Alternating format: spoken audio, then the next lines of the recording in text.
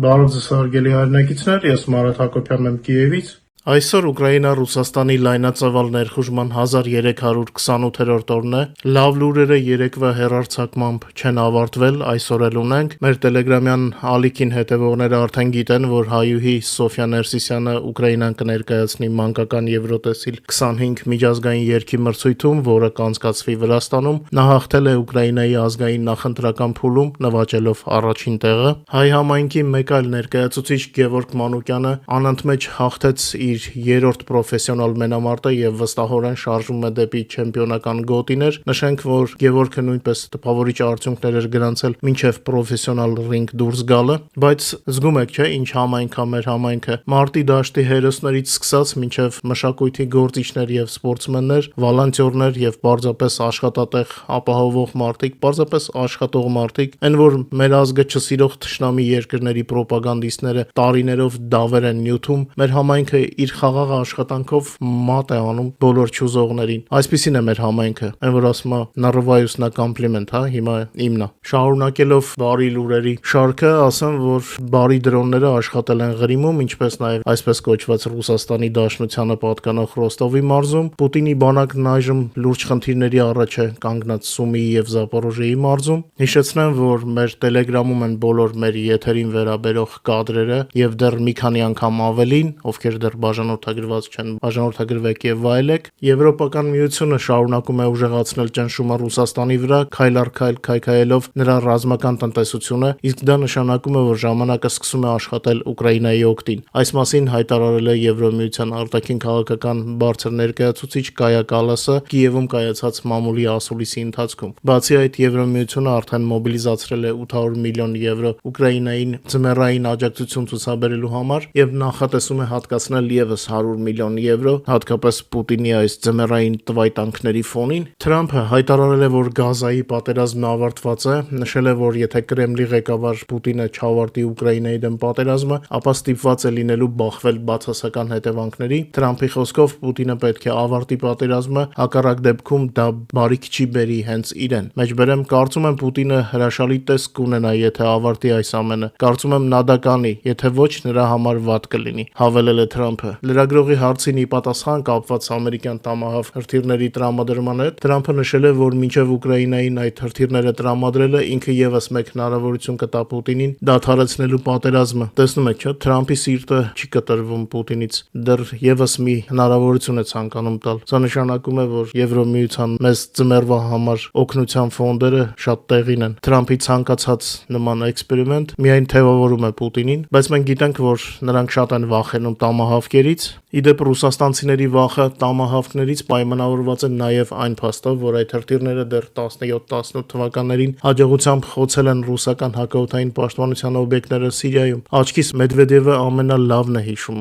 այդ մասին, կամ շատ է տպավորվել իր մոտ։ Երեք նորից Թրամփին էր սպառնում եւ ամենակարևորը այսօրվա եթերի բացահայտվել է Ռուսաստանի համար ձմռան շրջանում վճռորոշ խոցելիություն։ Ուկրաինան կարող է հարվածել հենց այդ ուղղությամբ։ Բացի այդ խոցելիությունից մասնագետները նշում են, որ Ուկրաինայի դեմ սանձազերծած պատերազմի ամենամեծ տնտեսական ոլորտը դարձել է Ռուսաստանի ածխի ոլորտը, բայց նախքան մեր այսօրվա եթերի հիմնական թեմաներին անցնելը, խնդրում եմ մի քանի վայրկյան հատկացնել YouTube-ի գործիքներից օգտվելուն եւ մեր հաղորդումը լայքելու համար, ինչպես նաեւ եթե հնարավոր է տարածեք մաքսիմալ սոցիալական ցանցերում։ Ես իմ երախտագիտությունն եմ հայտնում ձեզ ձեր բոլոր բարեմաղթանքների, աղոթքների եւ աջակցության համար։ Իրոք շատ զգացված եմ, շատ շնորհակալ եմ ձեզ։ Ռուսաստանը ավարտել է գազի մղումը իր ստորգետնյա պահեստարաններ եւ նախապատրաստվում է ձմռան սեզոնին, երբ միլիոնավոր տներ, գործարաններ եւ ջեկեր կախված են համակարգում կայուն ճնշման ապահովելուց, սակայն հենց այդ օբյեկտներն են, որոնք կարող են դառնալ Ուկրաինայի համար ամենախոցելի թիրախները, եթե Մոսկվան շարունակի հարվածները ուկրաինական էներգետիկ համակարգին։ Փորձագետների կարծիքով ցրտերի սկզբով Ռուսաստանը այլևս անկարող է հոգալ ներքին սպառումը միայն ընթացիկ գազի արդյունահանման հաշվին եւ անցնում է ակտիվ գազի օգտագործման ռեժիմին իր ստորգետնյա գազապահեստարաններից, առանց այդ պահեստների երկիրը պարզապես չի կարողանա անցկացնել ձմեռը։ Ռուսաստանը չունի արագ արդյունահանում ավելացնելու հնարավորություն, զրկված է ներմուծման տարբերակներից եւ չունի ճկուն ենթակառուցվածք։ Ստորգետնյա գազապահեստարանների ցանկացած վնասում կարող է հանգեցնել ճնշման կտրուկ անկման համակարգում, առաջին հերթին հարվածելով արդյունաբերական ձեռնարկություններին, այնուհետև միլիոնավոր քաղաքացիներին։ Մոսկվան շարունակում է համակարգված կերպով հարվածել Ուկրաինայի գազային եւ էներգետիկ ենթակառուցվածքներին, նպատակ ունենալով տապալել ջեռուցման սեզոնը։ Սակայն, ինչպես նշել է փորձագետ Մակագոնը, այս խաղը կարող ենք երկուսով խաղալ։ Ուկրաինան դեռ չի դիմել նմանատիպ հարվածների, սակայն եթե էսկալացիան շարունակվի, հարվածները Ռուսաստանի ստորգետնյա գազապաստարաններին կարող են դառնալ ասիմետրիկ, բայց չափազանց ցավոտ պատասխան Պուտինի համար։ Մեջբերեմ ստորգետնյա գազապաստարանները Ռուսաստանի գազային համակարգի սիրտն են ձմռանը, եւ հենց դրանք կարող են դառնալ ամենախոցելի օղակը, եթե Կրեմլը չդադարեցնի իր էներգետիկ ահաբեկչությունը, նշում են փորձագետները։ Ձմեռը Ռուսաստանում կարող է դառնալ Ուկրաինայի ամենահզոր դաշնակիցը։ Ի տարբերություն Ուկրաինայի, որի էներգետիկ համակարգն արդեն հարմարվել է ճգնաժամային պայմաններին, Ռուսաստանի ձմեռները շատ ավելի դաժան են։ Մի քանի ռազմավարական պահեստի կորուստը կարող է վտանգի տակ դնել ջեռուցումը մի շարք խոշոր մարզերում, ներառյալ Մոսկվան եւ Սանկտ Պետերբուրգը, որտեղ գազի սպառումը առավելագույնն է։ Փորձագետները ընդգծում են, էներգետիկան միայն խողովակաշարեր եւ ճնշում չէ, դա գոյատևման հարց է, եւ եթե Ռուսաստանը շարունակի հարվածները Ուկրաինայի ջեկերին եւ գազային ենթակառուցվածքներին, պատասխանը կարող է լինել ոչ պակաս սառը, քան ռուսաստանյան ձմեռը։ Իդեպ նույնիսկ ածուխը չի փրկի իրավիճակը, արևմուտքի սահմանած պատժամիջոցները հանգեցրել են ածխի ցածր գներին եւ դրա արդյունահանման ծախսերի աճին։ Արդյունքում ռուսական ածխահանները հայտնվել են վերջին 30 տարվա ամենախորը ճգնաժամում։ Ռուսաստանի Դաշնության պետական վիճակագրության տվյալների համաձայն միայն 25 թվականի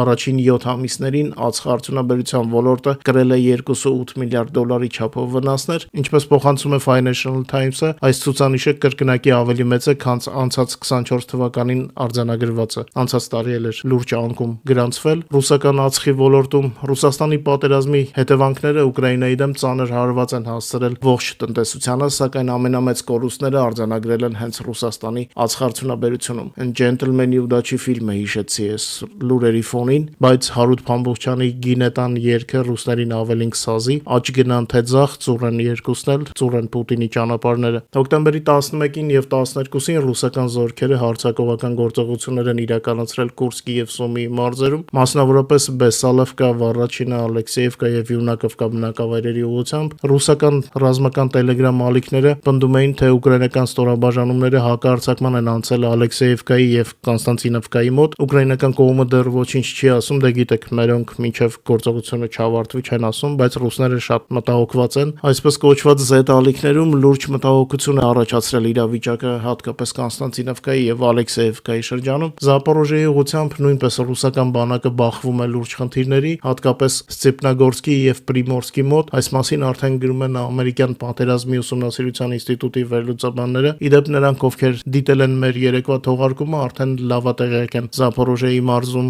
մի քանի բնակավայրի ազատագրման մասին, ովքեր դեռ չեն դիտել, անպայման դիտեք։ Երեկվա եթերը շատ կարևոր էր։ Ասեմ, որ ռազմաճակատում անցած օրը տեղի է ունեցել 149 մարտական բախում, ըստ Ուկրաինայի զինված ուժերի գլխավոր շտաբի մարտական բախումներ տեղի են ունեցել 9 ուղղություններով, ամենաշատը 46-ը Պոկրովսկի ուղղությամբ։ Ռուսները գիշերը նորից շահեդների գրոհ են կազմակերպել Ուկրաինայի խաղաղ բնակավայրերի վրա։ Մեր հոպը, ինչպես միշտ, բարձունքի վրա էր։ Ըստ Ուկրաինայի գենշտաբի տվյալների, միայն վերջին մեկ օրվա ընթացքում 1140 զինծառայող եւ 248 միավոր ռազմական տեխնիկա է կորցրել պուտինյան բանակը։ Ռուսաստանի ընդհանուր կորուստները պատերազմի սկզբից ի վեր արդեն կազմել են 1,123,950 զինվոր։ Ռելիզը ձեր էկրաններին է։ Երկուշաբթի գիշերը ժամանակավորապես օկուպացված Ղրիմում հարվածների են ենթարկվել նավթային տերմինալ եւ մի շարք էլեկտրական ենթակայաններ։ Գործողությունները իրականացվել են Ուկրաինայի անվտանգության ծառայության եւ զինված ուժերի հատուկ գործողությունների ուժերի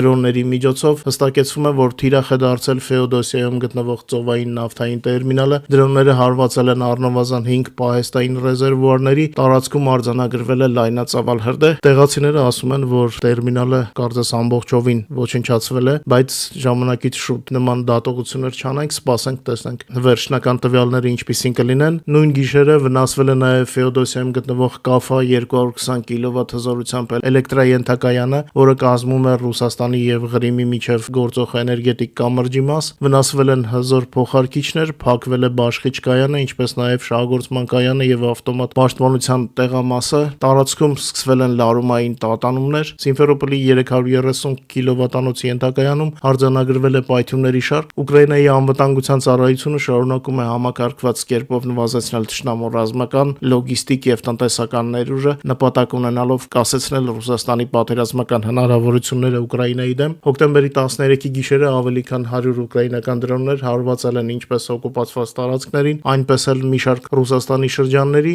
Օկուպացված Ղրիմից բացի ուկրաինական բարի դրոնները հասել են նաեւ Աստրախանի, Բելգրադի, Ռոստովի մարզեր եւ նույնիսկ Կալմիկիա։ Հայտնի է, որ Ռոստովի մարզում հարվածներ են եղել 5 տարբեր շրջանում, պայթյուններ են լսվել ինչպես Ռոստով քաղաքում, այնպես էլ Բելայա Կալիտա բնակավայրում։ Այս ամենի հետևանքով Ռոսավիացիան ժամանակավորապես դադարեցրել էր թռիչքները Վոլգոգրադի, Գելենջիկի, Աստրախանի եւ Կրասնոդարի օդանավակայաններում։ Ներկայումս սա է մեզ հասանելի տեղեկատվությունը, մանրամասները կհրապարակենք մեր Telegram-յան ալիքում հենց ստանանք։ Այսպիսի տրամադրությամբ եզրափակեմ եթերը, շատ չերկարացնեմ, երկուշաբթի է, եթե չեք դիտել երեկվա եթերը, անպայման դիտեք, շատ կարևոր թեմաների եմ անդրադարձել, ընդհանուր պատկերը ստանալու համար շատ կարևոր էր երեկվա եթերը, ել չասեմ շաբաթ եւ կիրակի օրվա եթերների մասին, որոնք նույնպես շատ կարևոր էին։ Եվս մեկ անգամ շնորհակալություն հայտնեմ, որ մեզ հետ եք, խնդրում եմ չմոռանաք լայքել եւ տարածել նաեւ այս մեր եթերը։ Ձեզ ամենալավն ու բարին, հուսամ կհանդիպենք արդեն վաղը, ել ավելի լավ լուրերով։ Մինչ նոր հանդիպում։